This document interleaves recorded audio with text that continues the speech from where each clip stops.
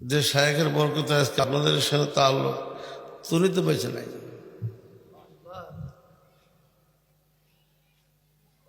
কত স্নেহ মায়া যে করতেন, মনে উঠলে অবাক লাগে। আন্তর্জাতিক লোক, সারা পৃথিবীর সকল মহাদেশে ওনার চাহিদা। বাংলাদেশের একটা গরিব দেশ, তার মধ্যে আনাচে কানাচে আমরা বাস করি।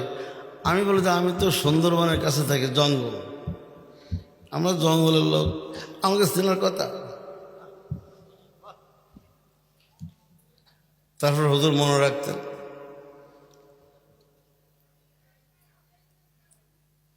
একদিন করাচিতে আমি গেছিলাম, আমাকে দেখে বলেন যে খুলনা में খানকা होना चाहिए। একটু কথার পর কথা আল্লাহ তাআলা খানকা বানাই, মানে কারো দিক তাকান নেই, ইশারা করেন খুলনা में খানকা होना चाहिए। তাই আমি বলছি হযরত আপনার দোয়ার বরকতে ইজতেমা লোক আসে, শুনে বলে কি আল্লাহুম্মা জিদ ফাজিদ, আল্লাহুম্মা জিদ। এরপর থেকে এত লোক হয়েছে জায়গা দিয়ে হয়ে যায়। কারামতুল আউলিয়া হক্কুন, কারামতুল আউলিয়া।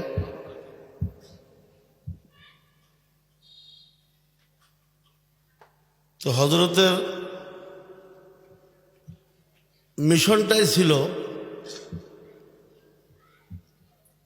মেলা কোনো ওজিফা দেওয়া ওনার নিয়ম নাই। উনি 12 তসবিহ 1300 জিকির এগুলো দিতেন। উনি বলতেন ভাই এগুলো বুজুর্গরা নেশাব বানাইছেন, নেশাব কোনো তো সুন্নত না, এই জমানায় এই নেশাবের লোড সবাই নিতে পারবে। হযরত বলেন যে আগের জমানার মানুষ শক্তিশালী ছিল, ভালো খাইত, খাঁটি খাঁটি খাবার হইত, সব খাবার খাঁটি ছিল। বর্তমান জমানায় খাবার ভেজাল, ঠিক কিনা? ভেজাল খাবার খেয়ে মানুষ দুর্বল। কাজেই সবলদের ওজিফা দুর্বলদের উপর চাপাইলে হযরতের ভাষা যে এটা জুলুম হবে না।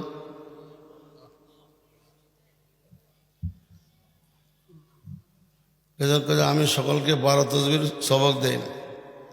তসবিহ যা করো তাই করো, 300 বার করো, নাহলে 100 বার করো, জিকির করো, আল্লাহ জিকির করো, কিন্তু গুনাহ ছাড়াও।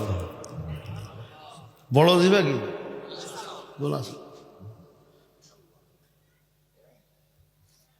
আমি সেই 80-র দশকে হযরতের সাথে তাল্লুক, আর 2012 সালে ইন্তেকাল হয়েছে হযরত।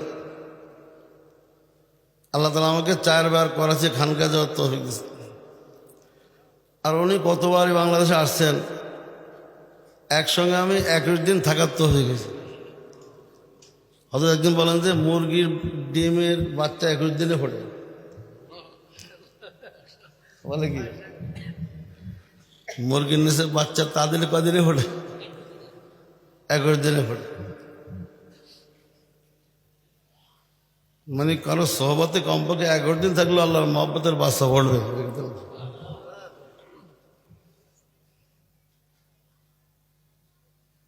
তো দেখছি ওনার খালি সবকে হলো গুনাহ ছাড়ো, বিশেষ করে শোকর গুনাহ ছাড়ো, বিশেষ করে। হযরত বলেন যে আমার সারা জীবনের অভিজ্ঞতা, এই জামানার মানুষ ইমানদার মুসলমান, এমনকি অনেক ওলামা তোলামারাও ধ্বংস হচ্ছে শোকর গুনাহ কারণে। আর আলেম, তালবে ইলম এবং আম মানুষ মিলে হয়তো বলে যে 4টা গুনাহতে বাঁচলে সে ওলি আল্লাহ হয়ে যাবে। উনি আল্লাহর ভরসাকে বলে গেছেন। আমি বলে যাচ্ছি, যদি মানুষ 4 প্রকার গুনাহতে বাঁচে, এই লোকটা শতকরা 75 ভাগ ওলি আল্লাহ হয়ে যাবে। মনে রাখতে পারবেন? 1 নম্বরে চোখের গুনাহ, 1 নম্বরে চোখের গুনাহ। এই চোখের গুনাহ উনি একটা বই লিখছেন, ছোট্ট একটা বই। যারা এই গুনাহতে বাঁচতে পারে না, উনি এই জন্য ব্যবস্থা দিয়েছেন 14টা মুরাকাবা দিয়েছেন। যত কঠিন বদ অভ্যাস হোক, ইনশাআল্লাহ হয় 21 দিনে, না 42 দিনে, না 120 দিনে সে বেঁচে যাবে। 2 নম্বর হলো দাড়ি ছাটা অথবা দাড়ি শেভ করা। বর্তমানে এই গুনাহগুলি আন্তর্জাতিক হয়ে গেছে। ঠিক না? তো সারা পৃথিবীর মুসলমান দেখেন হজে জড়ো হয়, বেশিরভাগ মুসলমানের মুখে কি নাই?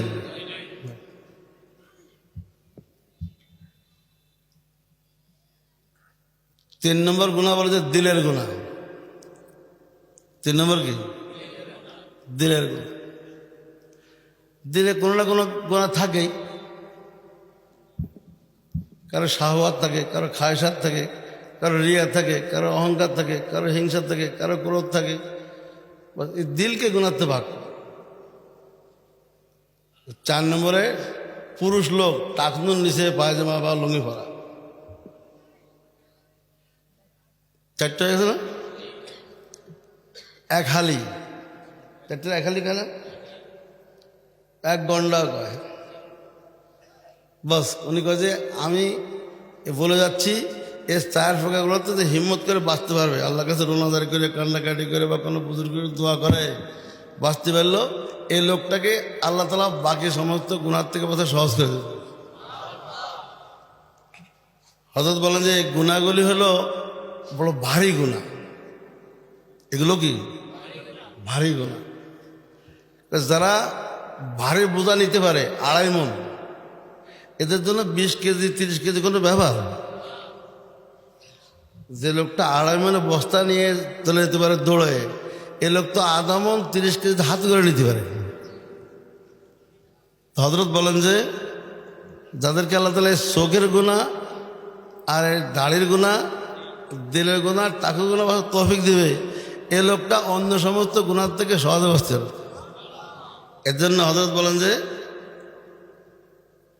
4টা গুনাহ তার যেদিন বাঁচার তৌফিক হয়ে যাবে, মনে করে না ওই লোকটা শতকরা 75 ভাগ ওলি আল্লাহ হয়ে গেছে।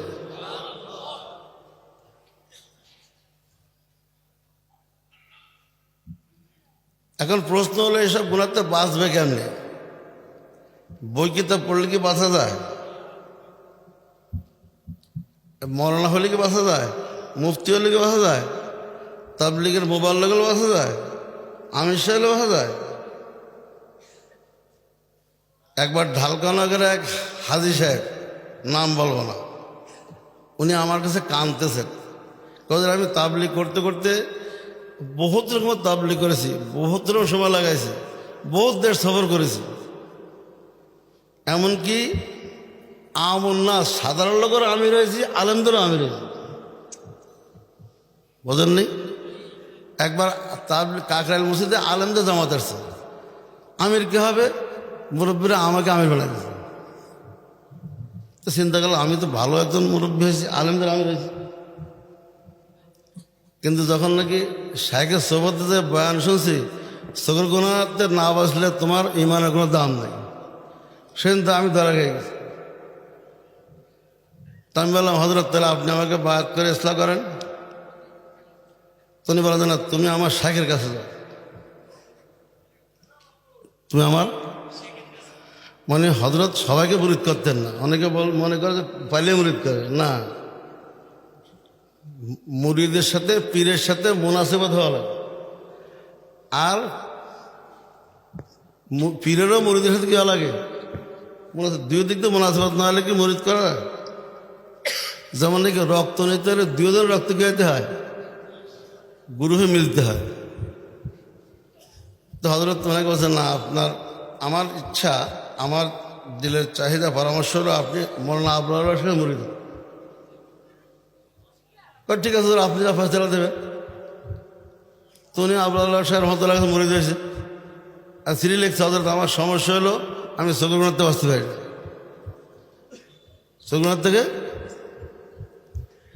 তো হযরত শুনে ঠিক আছে, একটা ওজিফা দিয়েছে। পরে 15 দিন বা 1 মাস পরে হালাত জানাইছে, হুজুর আমার কোনো ইসলাহ হয়নি। আর একটা ওজিফা দিয়েছে, 1 মাস পরে আবার হালাত জানাইছে, আমার কোনো ফায়দা হয়নি। এরকম একে একে কয়েকবার তিনি সবক পাল্টাইছে, কোনো ফায়দা হয়নি। হয়তো মৌলানা আবরার সাহেব পরেশান হয়ে গেলেন। ইনি বলে যে আমি মাঝে মাঝে বিমানে সফর করি শুধু হুজুরের কাছে দেখা করার জন্য।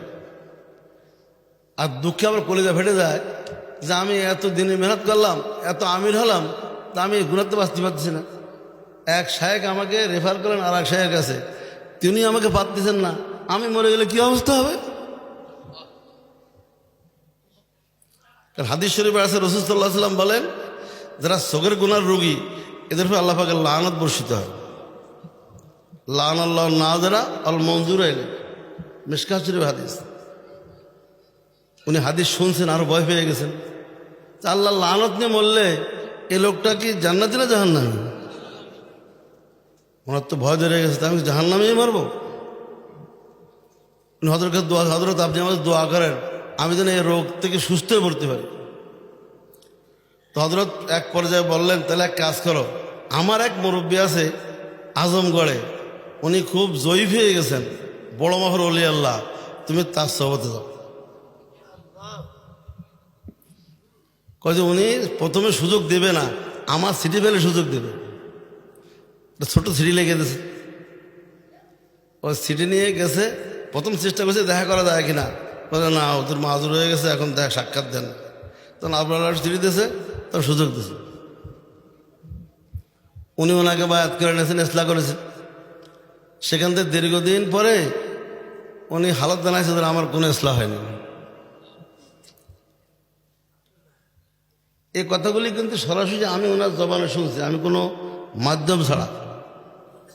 আল্লাহর বান্দা যখন বলতেছে তখন কাঁদতেছিল খুব। এক পর্যায়ে উনি আবার হাত দিয়ে ফিরে আসছেন, মৌলানা আপনার হুজুর, উনি তো মাদুর মানুষ, যা পারছে করছে, আমার কিন্তু ইসলাম নেই, আপনি মারেন কাটেন, আমাকে ইসলাম করেন। তো হযরত চিন্তা করলেন এবার কি করা যায়। উনি খুব চিন্তা করলেন, খুব ধ্যান করলেন। ওনার থেকে একটা বিকট আওয়াজ বেরোয়েছে, মৌলানা আবরার সাথে একটা আওয়াজ বেরোছে, আওয়াজ একদম ঘর কেঁপে উঠছে। ওই লোক লাফায় উঠছে, ওর থেকে সুস্থ হয়ে গেছে।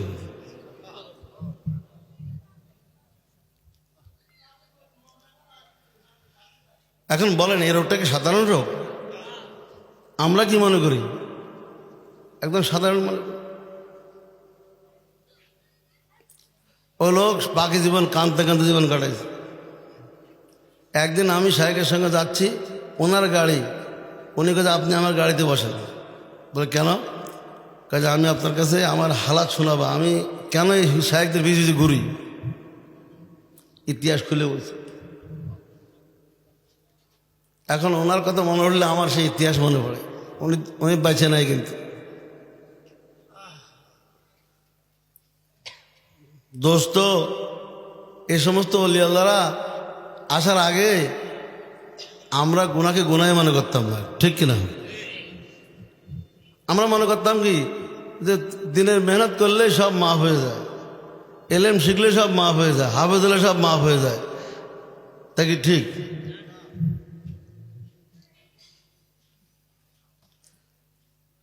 আল্লাহ পাক যে বলছেন ইজতানিবু কাবায়রা মা তুনহাউনা আনহু নুকাফির আনকুম সাইয়্যাতিকুম ওয়া নুদখিলুকুম মুদখালান কারীমা। কবিরা গুনাহতে বাঁচতে পারলে সগীরা গুনাহ আল্লাহ পাক কাফারা হিসেবে মাফ করবেন। হযরতের সারা জীবনের মিশন হলো তোমরা ওজিফার পিছনে পড়ো না, ওজিফা কিছু জরুরত আছে, ওজিফা কোনো আসল না। আসল হলো হিম্মত করে গুনাহ ছাড়ো, মুত্তাকি হয়ে যাও, আর সুন্নতর জীবন যাপন করো, বাস ওলি আল্লাহ। এত সহজ সরল কথা পাওয়া যায় না, ঠিক কিনা বলেন? আমরা জানি যে পীরের কাছে গেলেই এক গাদা ওজিফা সবাই। ওজিফার দরকার আছে, ওজিফা একসময় উপকারী ছিল, বর্তমান জামানে ওজিফা কাজ আসছে না। এজন্য এই জামানার বুজুর্গরা, বিশেষ করে হাকিমুল উম্মত থানভী সিলসিলার বুজুর্গরা ওজিফার চাইতেও সরাসরি ইসলার ফজল যে অ্যাকশন অ্যাকশন ডাইরেক্ট অ্যাকশন, ঠিক কিনা? কি বলে? আগে বলতো যে ওষুধ দিয়ে দিচ্ছি, ওষুধে অ্যাকশন নেবে, এখন কাছে না সরাসরি কি, আগে সরাসরি সগীর গুনাহ ছাড়ো। প্রথম দিন বায়াত হলে কি বলে, আমি সগীর গুনাহ করিব না, জবানের গুনাহ করিব না, এখন আবার যোগ হয়েছে মোবাইলে গুনাহ করিব না, ঠিক কিনা? এখন মোবাইলের সাথে বাইরে একাকার করে ফেলছে। মোবাইল এসে কি আর এখন আর কেউ বাদ আছে? আগে মানুষ সিনেমার বিরুদ্ধে ওয়াজ করত, এরপর আসলো টেলিভিশনের বিরুদ্ধে ওয়াজ করত, এরপর আসলো মোবাইল, তারপর টাচ মোবাইল। এখন আর ওইসব ওয়াজ আর আছে? কেন? পকেটে পকেটে ঢুকে গেছো সিনেমা, টেলিভিশন, ল্যাপটপ, ঠিক কিনা? এখন যারা ওয়াজ করবে তারাও তো এর থেকে বাদ নাই, ইল্লা মাশাআল্লাহ। একটা কথা আছে না, কারো যদি জিনে পায় তো জিন খেতানোর জন্য শস্য ফোড়া দেয়। এখন শস্যের যদি জিনে পায়, শস্য এবার কিছু আর হয়েছে, এবার কি অবস্থা হবে? আল্লাহ তাআলা হেফাজত করেন।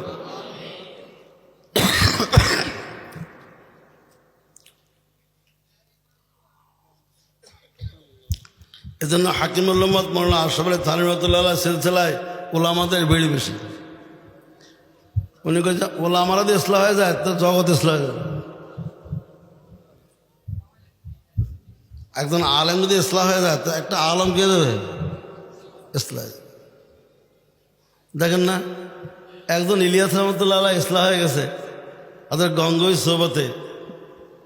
ইলিয়াস রহমতুল্লাহ কিন্তু গঙ্গোই সোবত পেয়েছে 10 বছর। ওনার জীবনী আপনারা পড়ছেন কিনা জানি না, উনি যখন মিজান পড়তেন 10 বছর বয়সে, অথচ ইলিয়াস রহমতুল্লাহর কাছে বায়াত হয়ে গেছে, গঙ্গোই রহমতুল্লাহর কাছে। ইলিয়াস রহমতুল্লাহ ওনার বড় ভাই এহিয়া সাহেব গাঙ্গুইয়ের খাদেম ছিলেন, আবার মুহাদ্দিস ছিলেন। গাঙ্গুইয়ের দাওরা হাদিসের আবু দাউদ শরীফ পড়াতেন, আবার শাইখের মাথায় তেল লাগাতেন। এই সুবাদে ইলিয়াস রহমতুল্লাহ ছোট ভাই ওনাকে সে মাদ্রাসা নিয়ে গেছে। ইলিয়াস রহমতুল্লাহ এক মজলিসে বয়ান শুনে বায়াত হয়ে গেছে। বায়াত হয়ে এখন ওনার কাছে আসক্তি এসে গেছে, মহব্বত এসে গেছে, এত বেশি মহব্বত যে গাঙ্গুইকে না দেখলে মনে উঠলে উনি আর অস্থির হয়ে যান। তো একদিন উনি বড় ভাইকে বলছেন যে ভাইজান, হুজুরকে মনে উঠলে আমি তো না দেখলে পারি না, তা আমি পড়া থুয়ে ওনার কামরা যে এক দেখে আসি তার দিলে ঠান্ডা হয়। তো দেখেন তো আমার বলে কি ওনার কামরা সিট দেওয়া যায় নাকি? কে বলতেছে? ইলাকা। তো হজরত মৌলানা ইয়াহিয়া সাহেব ওনার বড় ভাই বলতেছে তুমি মিজান পড়ো, ফালা ফালা জোরে গর্দান দিতে হয়। আর হুজুর তো বড় মাহবুব, উনি তো ছোট বড় কিতাব মোতালা করে ধীরে ধীরে, আর ওনার জিকির সুগল আছে, মোরাকাবা আছে, তো তোমার পড়ার দ্বারা খরচ হইতে পারে। তুমি যে ভাইজান আপনি ফয়সালা দেবেন না, আপনি শায়েখকে হালাত জানান, শায়েখ যা বলবে তাই হবে। দেখছেন কেন? তুমি কয় ঠিক আছে আমি শায়েখকে জানাচ্ছি। তুমি তো আমার ছোট ভাই ইলিয়াস আপনার মুরিদ, তার মধ্যে আসক্তি এসে গেছে। এখন মাঝে মাঝে আপনার কথা মনে উঠলে, আপনার চেহারা না দেখলে সে অস্থির হয়ে যায়। তো সে আপনার কামরায় সিট নিতে চায়। তা আমি তো বলেছি যে খলল হবে। তো বলে এহিয়া ইলিয়াসের পড়ার দ্বারা আমার কোনো খলল হবে না, নিয়ে আসো। ঠিক কিনা? 10টা বছর হুজুরের সঙ্গে থাকছে, এখনো নেসবত পান নেই, হযরতের ইন্তেকাল হয়ে গেছে। উনি বলেন আমি জীবনে মা বাপের স্নেহ মহব্বত আমার ছিল, বাপ মারা গেছে কান্দিছি, মা মারা গেছে কান্দিছি, কিন্তু শায়েখ মারা গেলে দোনোজনের চেয়ে বেশি কাঁদছি। এই জন্য করাচি শায়েখ রহমতুল্লাহ বলতেন বেগার শায়েখ কে জিনে কো জিন্দগি নেই कहते,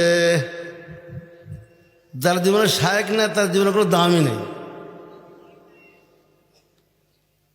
জালালউদ্দিন রুমি রহমতুল্লাহ 700 বছর আগের বুজুর্গ, ওনার সামনে ওনার দ্বিতীয় শায়েখ মারা গেল শামসুদ্দিন তেবরেজি।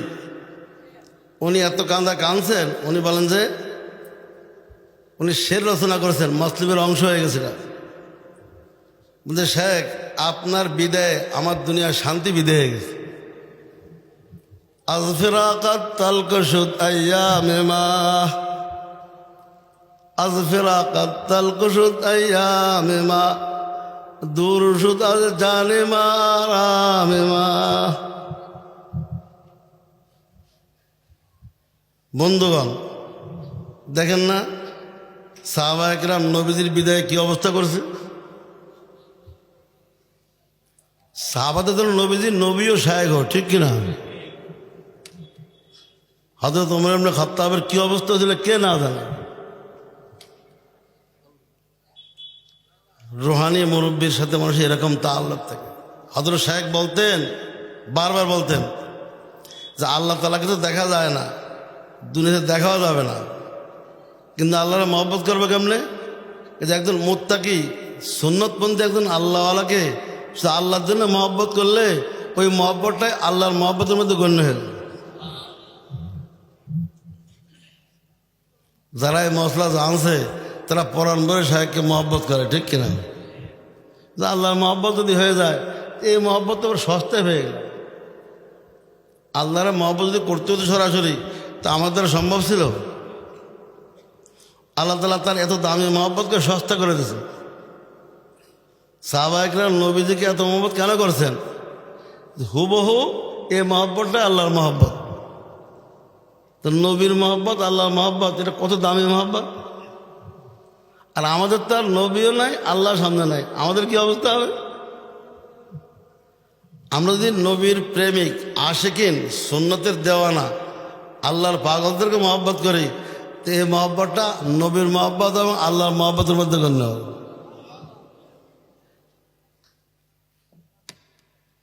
বন্ধুগণ হযরতের মিশন ছিল গুনাহ ছাড়ো সুন্নত ধরো, গুনাহ ছাড়ো। উনি বলতেন বাংলা কে রহনে ওয়ালো উলফত করো গুদাসি সুন্নত पे जान देकर इनाम लो गुदासी नक्श कदम नबी के है जन्नत के रास्ते अल्लाह से मिलाते हैं सुन्नत के रास्ते। এ হলো সুন্নত সম্পর্কে ওনার শের। এ শের পুরা দিনের তর্জমানি করে। আর সগর গুনাহ সম্পর্কে বলেন কি?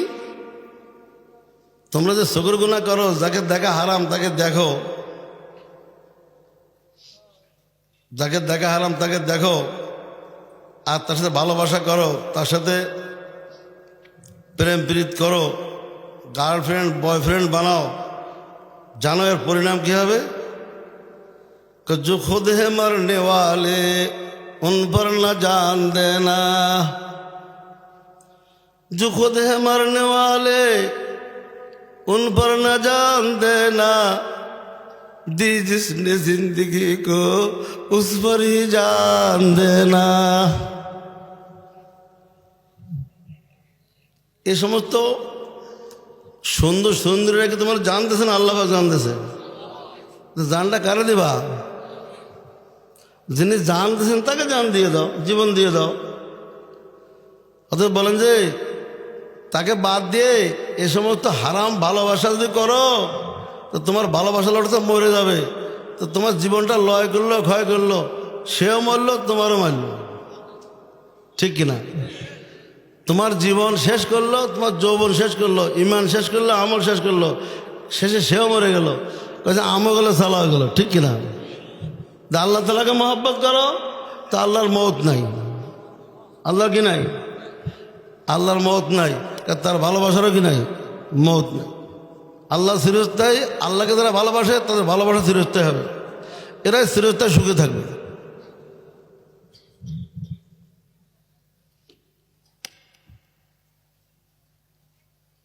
বন্ধুগণ তো আমি আপনাদের সামনে সূরা নাহাল থেকে একটা আয়াত পড়েছি আর সূরা হাসর থেকে 3টা আয়াত পড়েছি। এই প্রসঙ্গে কিছু বলি।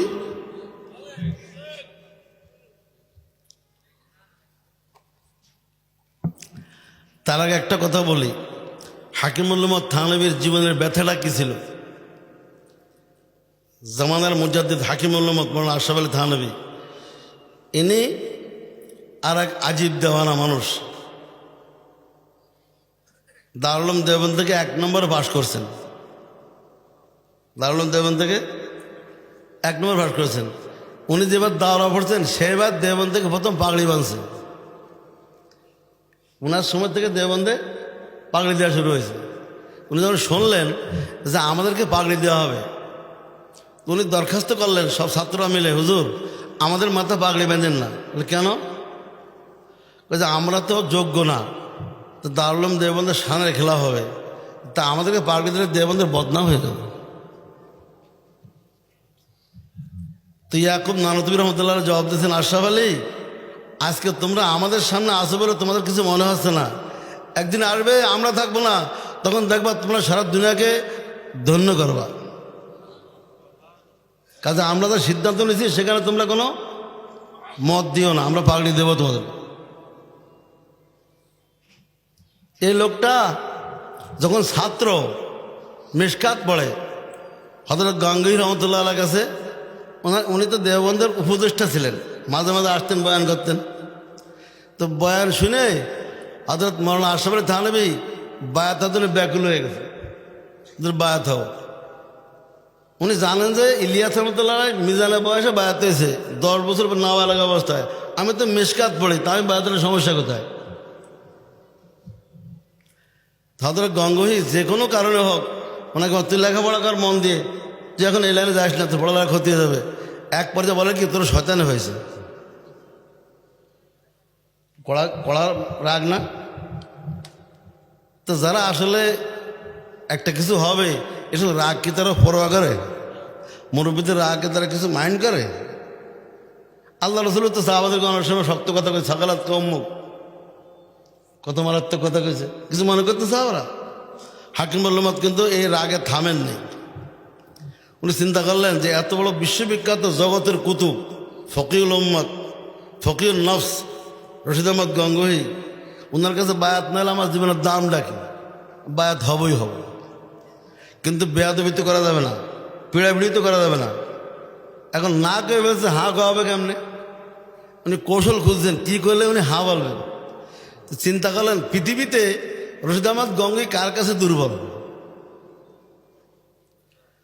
তো ওনার শাইখের কাছে।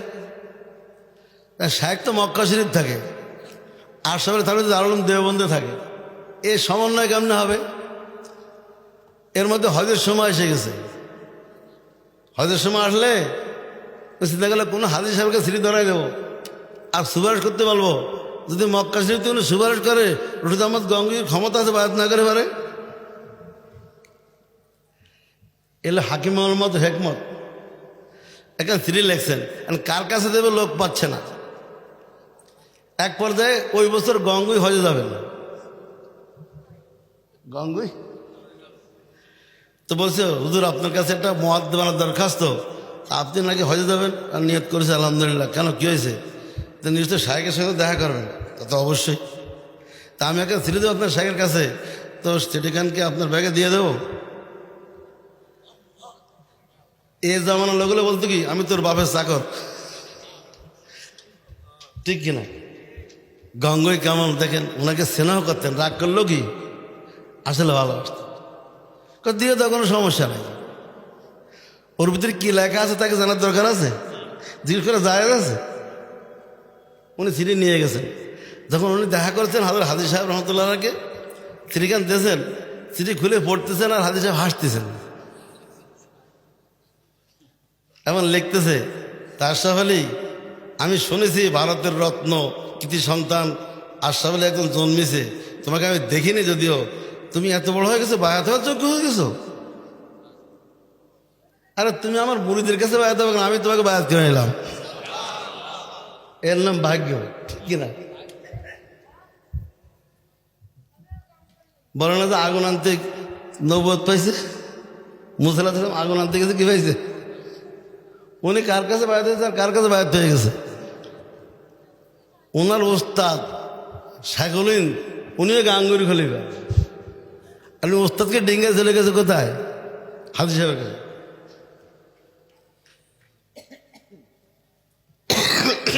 এখন ওনার আব্বা হাজি সাহেবের মুরিদ, উনি বাপ বাটা দুজন হাজি সাহেব মুরিদ। তো আব্বা যখন শুনছে যে আমার ছেলে আমার সাইকেল কাছে বাড়িতে হয়েছে, তোকে চলো হয়তো যাই, হয়তো নিয়ে গেছে, হয়তো যাই মোলাকাত হয়েছে। তুমি আশরাফ আলী, খুব আদর করেছেন, খুব স্নেহ করেছেন, খুব মহব্বত করেছেন। এক পর্যায়ে বলে কি, ওনার আব্বাকে বলতেছেন হাজী সাহেব রহমতুল্লাহ রায়, তোমার ছেলে আশরাফ আলী আমার মুরিদ, সে যখন আসছে তো সে আমার এখানে থাকা লাগবে, মুরিদ লাগে না, সময় লাগাইতে চিল্লা দিতে হয়। তখন বলতেছে হুজুর চিল্লা ঠিকই দেবে, তো এবার আপনি ই করেন না, ওরা ছাড়া আমি বাড়ি যায়, ওর মা হার্ট ফেল করে মরে যাবে। ওরা ছোটো থাকতে ওর কয়েক ভাই মরে গেছে, ওর মা সন্দেহ কবে মরে যায়, তো এবার আমি না নিয়ে যাই তোর মারা বিশ্বাস করতে পারবো না, বেচারি থাকবে না হুজুর, আপনি এবার ছাড় দেন, সামনেরা বলে কেউ আনবো তখন সময় লাগবে না। হুজুর কয় ঠিক আছে নিয়ে যাও। পরের বছর গেছে 6 মাস লাগাইছে। তখন তিনি বোখারি শরীফ পড়ান কানপুরে, উনি 14 বছর পড়াইছেন। ওনার বোখারের ছাত্র হলো হাটাদারে বাণী হাবিবুল্লাহ সাহেব, থানবীর ছাত্র। আর থানবীর খলিফা হলো আব্দুল ওয়াহাব রহমতুল্লাহ আলাইহি, হাটাদারের দ্বিতীয় মুহতামিম, 100 বছর পার করে দিয়েছে। হাকিমুল উম্মত থানবী রহমতুল্লাহ আলাইহি যখন নাকি শাইখের সোবতে 6 মাস লাগাইছেন, তখন হাদিস সাহেবের একদম আখিরি বয়স, আর এনার হলো যৌবন বয়স, উঠতি বয়স। লোকে দেখলে বলতো উনি কি তোমার নানা না দাদা হয়, উনি তো আমার শায়েখ। তো উনি কত লোকে আমার বিরক্ত করে, সবাই আপনার নাতি কিনা পোতা জিজ্ঞেস করে, তুমি বলবো যে আমার নাতি।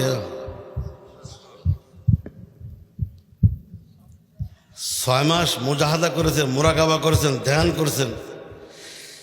এরপর করতে কি হয়েছে, একদিন হাজী সাহেব রহমতুল্লাহ জিজ্ঞেস করেছেন আশরাফ আলী পরীক্ষা নিচ্ছে, তো আমার যত কিতাব আছে, আমার তো ছেলে ফেলে নাই, আমি তোমাকে হাত দিয়ে দিতে চাই। তো বলে হুজুর কিতাবে আছে কি, কিতাব দিয়ে করবো কি বলে, কিতাব তো আলহামদুলিল্লাহ আমি কত কিতাব কিনছি, কত কিতাব আল্লাহ লিখবো, আমি যা নিতে আসছি তাই কিছু দিলে দেন। আপনার সিনার ভিতরে আল্লাহ নেজবত আছে, মহব্বতের নেটওয়ার্ক আছে, ওই নেজবতটা আর নিতে আসছি, কিতাব দিয়ে করবো। বুজুর্গরা বলছেন না, সদ কিতাব সদ বরদার নার কোন সিনারাজ নূর হক গুলজার কোন। এই কথা হাদিসে এত প্রভাবিত হয়েছেন আশরাফ আলী, তোমার এই উত্তরে আমি তো তোমাকে অনেক উপরে দেখতেছি, তুমি তো আমার অন্য সমস্ত খলিফাদেরকে ছাড়াই গেছো। মৌলবী কিতাবের লোভ করে না, ফিরি ফেয়ে এরা মৌলবী পাওয়া যায়। কি নিসবত দিয়ে দিয়েছে, কি নিসবত দিয়ে দিয়েছে, আল্লাহ পাক তাকে জামানার মুজাদ্দিদ বানাইছে। পৃথিবীর কোন লোককে অস্বীকার করে, যারা আমাদের সেলসেলার না, শর্ষিনা সেলসেলার, তারা বলে যে আমাদের শর্ষিনালারা মুজাদ্দিদ, কিন্তু ইখতিলাফ আছে। কিন্তু হাকিমুল উম্মত মুজাদ্দিদ, আমাদেরও কোনো দ্বিমত নেই। দেখছেন কেন,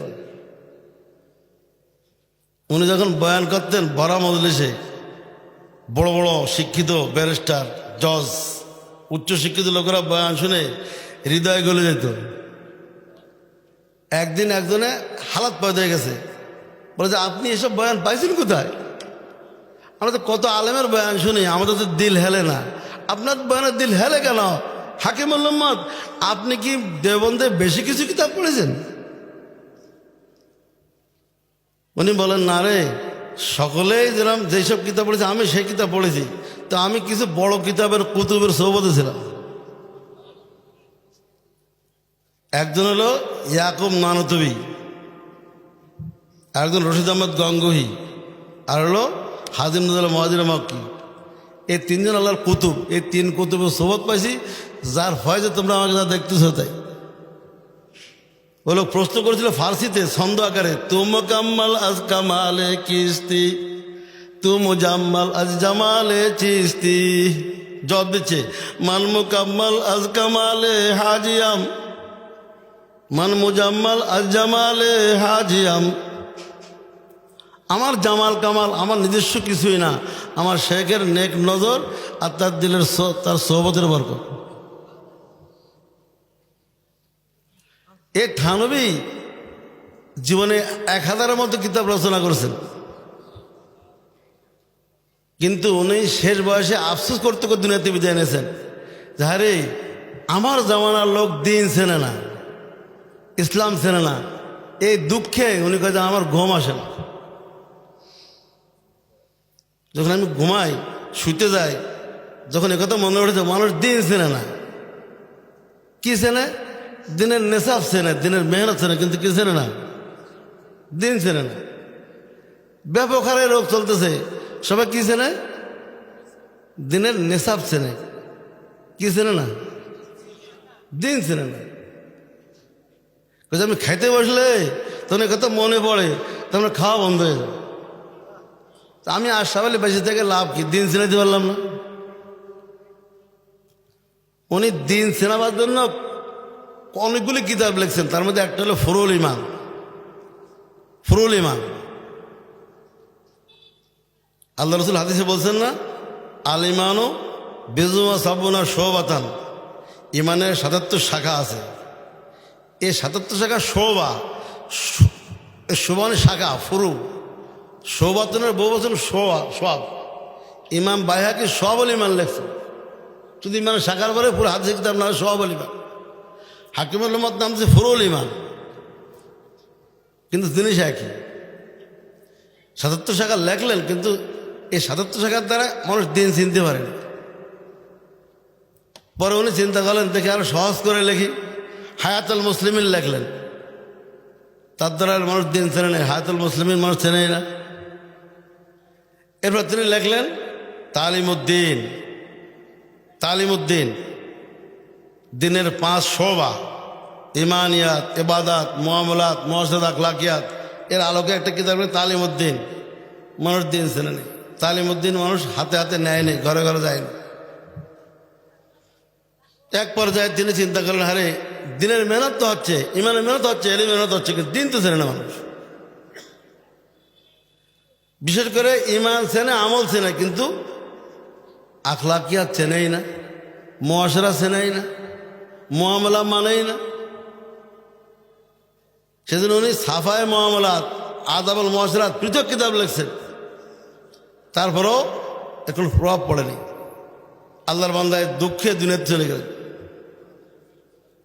এজন্য হাকিমুল উম্মতের কিতাবাতি পড়বেন। ইলিয়াস রহমাতুল্লাহ বলতেন, হে 3 জিল্লার সাথীরা, মেওয়াতের সাথীরা, তোমরা থানবীর কিতাব পড়বা, তাহলে থানবীর কিতাব পড়লে দিনের এলেম পাওয়া যায়। আর থানবীর লোকদের সোবতে গেলে দিনের আমল হয়। মলফুজাত, মকতুবাত, ইলিয়াস রহমাতুল্লাহ। বন্ধুগণ, কার কথা কে শোনে? এখন 70 বছর পরে কি ইলিয়াস রহমাতুল্লাহর কথা কেউ শোনে? না যার যার মাতব্বর দেশে চলে। যদি ইলিয়াস রহমাতুল্লাহর কথা শুনতো, তা আজকে তাবলীগের মধ্যে মুসিবত আসতো। সবাই মাতব্বর হয়ে গেছে। কেন? ইল্লা মাশাল্লাহ, সবার কি ইসলাম আছে? ইসলাম কি ওরা চেনে? ইসলাম বোঝে?